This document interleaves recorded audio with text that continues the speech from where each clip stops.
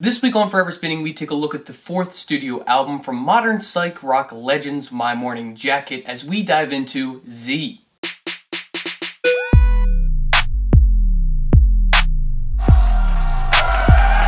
Perfect.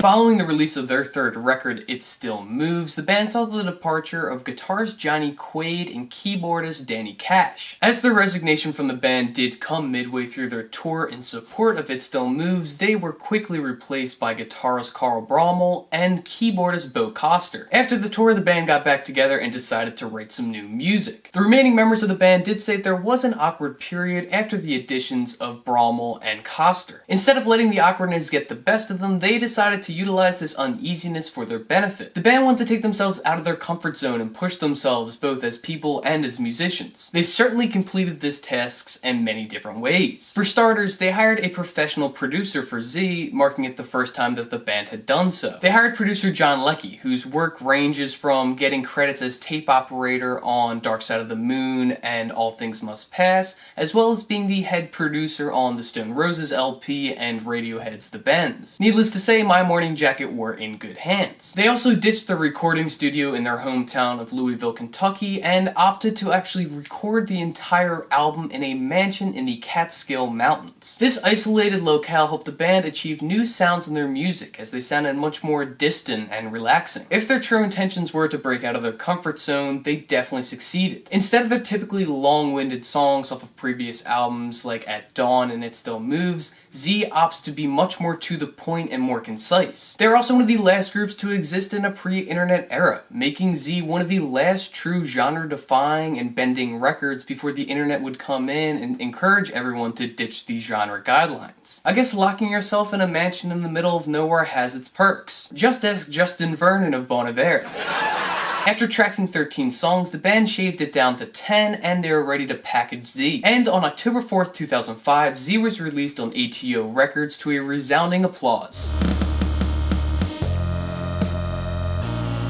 The first single to be released alongside of Z is Off the Record, which was released in October of 2005. Undermining and reimagining a simple reggae concept, this song tears down this familiar tune and reconstructs it as an alt-rock anthem. The instrumental bobs and sways with an exuberant flair of swagger, something that the band really hadn't been known for before. The lyrics explain the complexities of an affair, as lead singer Jim James says he wants this affair to be off the records. Lines like, "Well, I really don't need the confusion," and "You know, I just ain't the type," as well as, "Well, you knew all this would turn to mist. If your idea wasn't kissed, why are you so pissed?" make it so very obvious that James is singing about an affair. The chorus also has this sing-song mentality, something that really wasn't presented in My Morning Jacket's earlier works, making this a step in a new, weird direction. The next and final single to be released alongside of Z is Gideon, which was released in 2006. The instrumental of this track has always reminded me of a U2 song off of Joshua Tree. The track slowly builds itself up from a simple synth pattern into an all-out rock explosion, and the lyrics to this track can best be interpreted as an anti-war song. Since this record was written right after the beginning of the invasion of Iraq, there are many people out there, including My Morning Jacket, that were against it. Although this song doesn't cry out for world peace, the lyrics do give glimpses into the band's ideals. The best representation of this comes in the second verse. "Truly, truly we have become, hated and feared for something we don't want.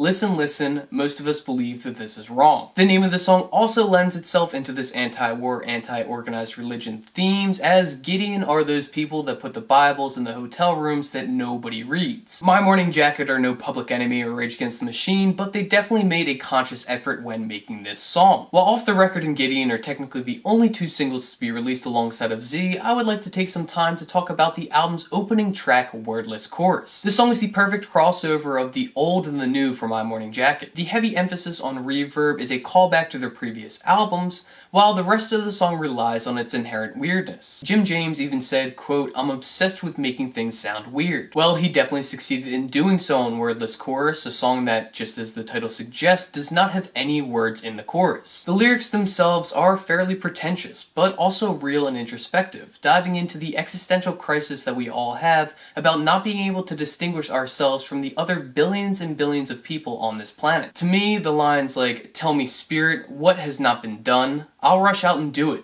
or Are We Doing It Now are the most telling about this need of feeling special. James wants to find a new way to be different, to separate himself from the pack, and he wants to do it right here, right now. This song is also so indicative of what the remainder of the album will grace the listener with. New sounds, new ideas, and a new identity that doesn't rely on comparison to other people.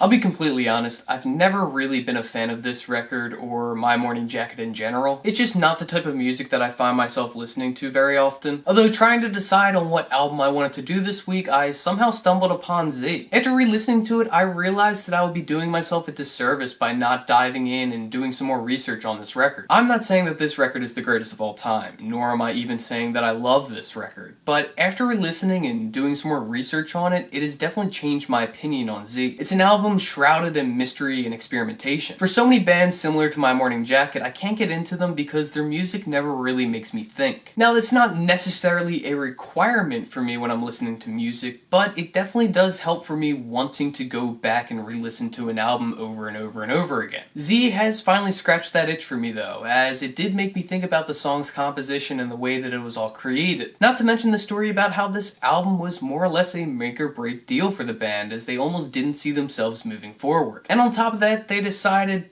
screw it, let's get weird with it. That's some real Frank Reynolds from Always Sunny mentality right there. I don't know how much time I have left in this world, but I'm gonna get real weird with it. I can appreciate this record so much more now, knowing that it was an experiment, and now that I've re-listened to it a lot, I've gotta say, it's a damn good one. Even if you aren't a My Morning Jacket fan, this album does deserve a second listen, as when you listen more closely, it really does pull you in. So, whether you've never heard this album before, or if it is a personal favorite of yours, My Morning Jacket Z will always be forever spinning. Thanks for watching.